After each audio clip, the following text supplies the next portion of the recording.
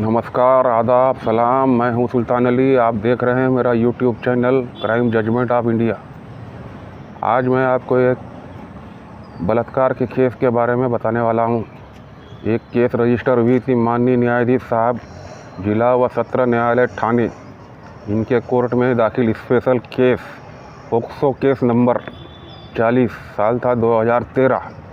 इसमें फिरियादी थे महाराष्ट्र सरकार और आरोपी का नाम है मनीष गंगाराम सिंघे, निवासी घोड़बंदर रोड ठाणे महाराष्ट्र। इनके खिलाफ अपराध भारतीय दंड संहिता की धारा 366A, 342, 376 और 506 और protection of children from sexual offence POCSO की धारा 4 और अनुसूचित जाति और अनुसूचित जनजाति अत्याचार निवारण अधिनियम की धारा 3, इन कानून के तहत इस आरोपी के विरुद्ध कोर्ट में केस दाखिल किया गया था। इसका जो है डिटेल में बताता हूँ, जो इस प्रकार है। आरोपी के ऊपर अनुसूचित जाति और जाति की 16 साल की लड़की पर गंभीर यौन हमला करने का आरोप पत्र दाखिल किया गया है, जो इस प्रकार है। अभियोजन पक्ष यानी फिरियादी पुलिस के अनुसार इस अपराध की पीड़ित लड़की 16 साल की है और GB road Ghodbunder road Thane में रहती है, और वो और उसकी छोटी बहन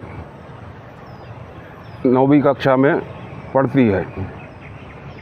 पीड़ित लड़की और उसकी बहन के साथ आरोपी मनीष गंगाराम सिंघे, ये भी उसी की क्लास में पढ़ता था। वो दोनों क्लासमेट थे, एक ही क्लास में पढ़ते थे, और इसकी वजह से उनमें आपस में मित्रता थी, आपस में दोस्त थे।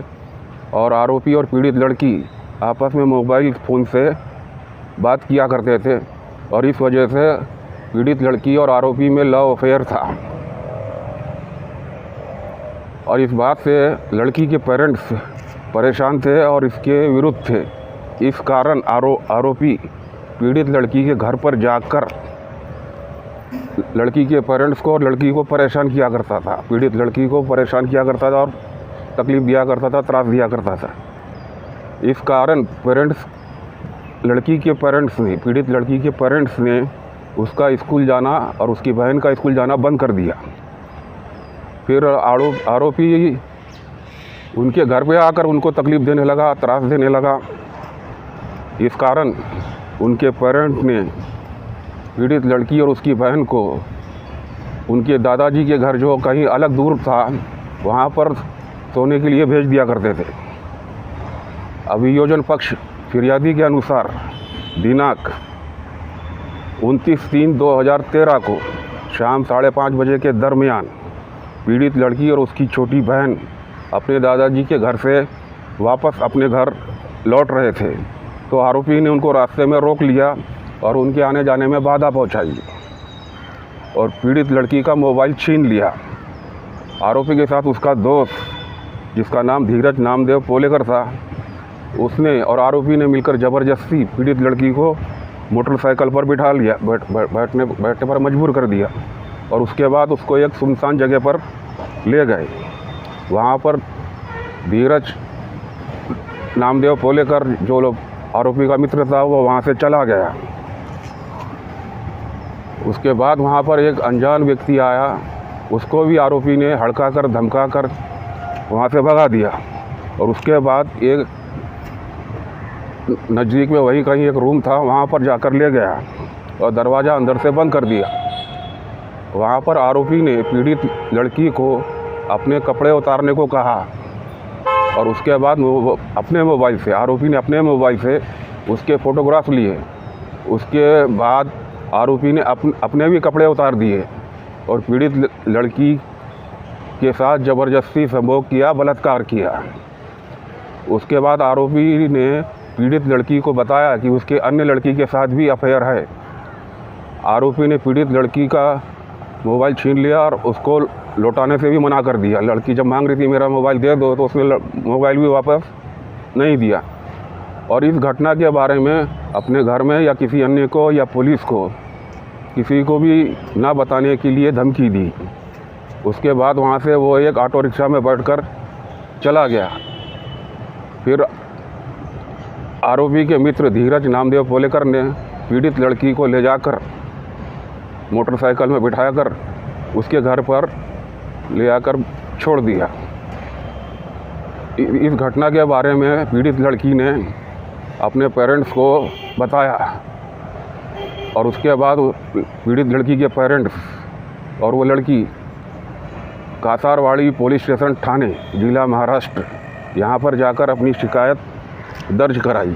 ये था मामला, ये था इसका छोटे में तफसील जो था मैंने आपको बताया। अब इस मामले में जजमेंट क्या आया, कोर्ट का जजमेंट क्या आया, ये मैं आपको बताता हूँ। आरोपी मनीष गंगाराम शिंगे को भारतीय दंड संहिता की इंडियन पिनल कोड की धारा 376, 392, 366A और 342 और protection of children from sexual offence act की धारा 4 लैंगिक अत्याचारों से बालकों का संरक्षण अधिनियम की कलम धारा 4 के अनुसार दोषी घोषित किया जाता है और उसके अनुसार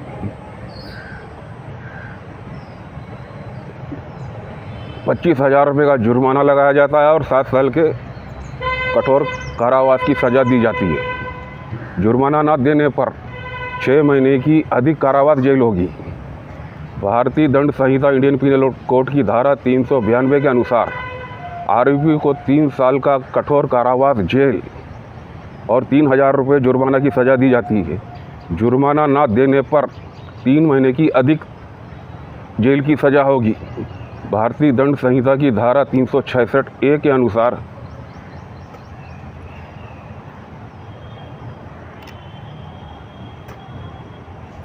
भारतीय दंड संहिता की धारा 366A के अनुसार 3 साल के कठोर कारावास की सज़ा और 3,000 रुपये का जुर्माना की सज़ा दी जाती है और जुर्माना न देने पर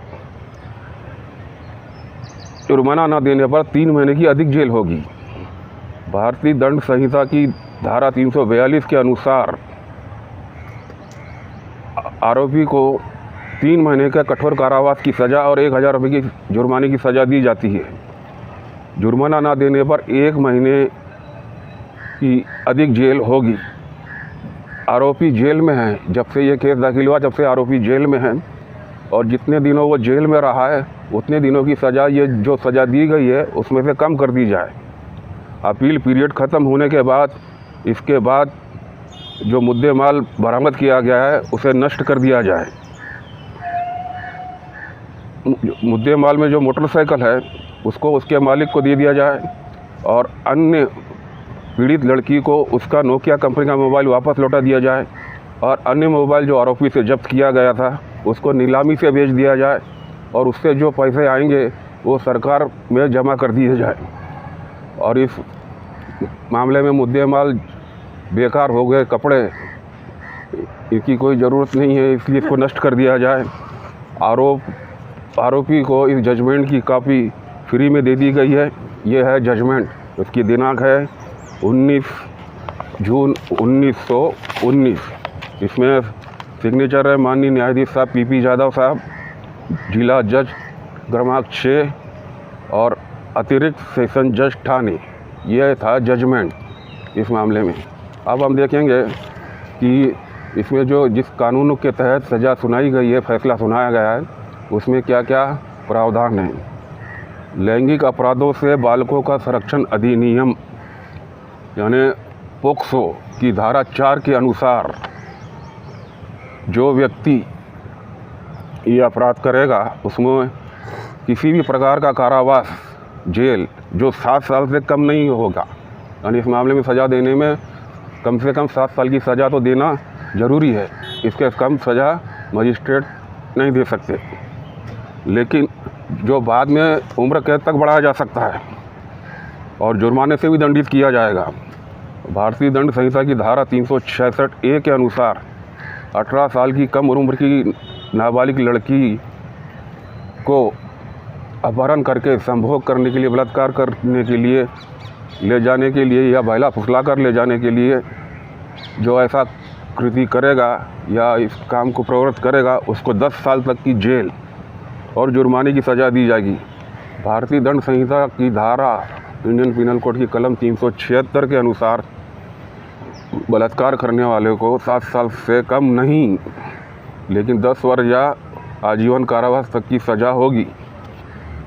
भारतीय दंड संहिता की कलम धारा 392 के अनुसार जो व्यक्ति लूट डकैती करेगा उसे 10 साल तक कठोर कारावास, यदि अपराध हाईवे पर, राजमार्ग पर सूर्यास्त और सूर्योदय के बीच में किया गया तो 14 साल तक की सज़ा होगी। भारतीय दंड संहिता की धारा 342 के अनुसार जो कोई भी किसी व्यक्ति को गैर कानूनी तरीके से रोके रखेगा, कहीं आने जाने में मनाही करेगा या बाधा पहुंचाएगा, उसे किसी एक तरह की सज़ा जो 1 साल की होगी और 1000 रुपये का जुर्माना लगाया जाएगा। इस मामले में आरोपी को भारतीय दंड संहिता की धारा 506 और अनुसूचित जाति और अनुसूचित जनजाति अधिनियम की धारा से निर्दोष छोड़ दिया गया है, इसलिए इस धारा की आज हम उल्लेख करेंगे नहीं। तो ये था आज का जजमेंट।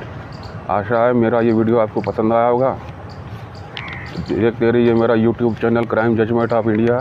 ऐसे कई जजमेंट खून के, बलात्कार के, एक ऐसा खून का मामले का मैं मामला लेकर आऊँगा जिसमें फांसी की सज़ा हो गई है। ऐसा ही एक छोटी बच्ची के साथ बलात्कार करके उसे कत्ल कर दिया गया है। उस मामले में आरोपी को फांसी की सज़ा हो गई थी। इस मामले में मैं आपको अगले वीडियो में बताऊंगा। देखते रहिए मेरा YouTube channel crime judgement of India. इसे सब्सक्राइब कर लीजिए, शेयर कीजिए, बेल आइकॉन की घंटी को दबा दीजिए ताकि आपको हमेशा नए नए फैसलों से मैं अवगत कराता रहूं। धन्यवाद।